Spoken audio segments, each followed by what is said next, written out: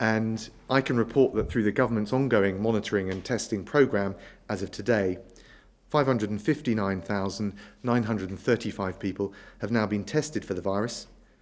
133,495 have tested positive.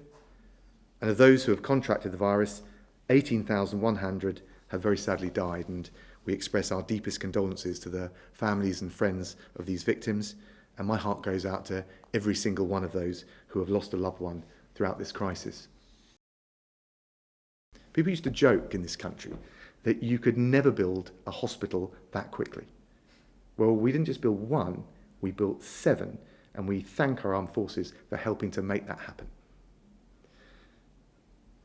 And you know, for many countries around the world, including modern democracies, the sight of their military on the streets in a national emergency could be a cause for concern or even trepidation. But for the British people, the sight of our armed forces working side by side with our brilliant NHS staff offers a calm reassurance that the task is at hand and that we will come through this crisis. But obviously in care homes, whether it's on PPE testing, PPE deliveries, whether it's on testing across the whole range of things that we're looking at, we are doing everything we can to make sure we provide the support to them to protect the care homes, to protect the workers there, and obviously to protect the residents as well. Of course, it is a vulnerable part of our community, if you like, and we are targeting all of our efforts to make sure that we protect and safeguard as best we can the most vulnerable in our society. Chris,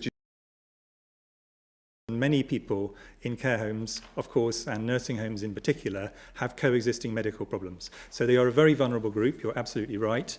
The numbers that have been ascribed to COVID directly in ONS statistics are still relatively modest, but I've said repeatedly in data, you know, the fact that the ONS said in their last weekly report 826 deaths, every one of them a tragedy, but I think that will be an underestimate.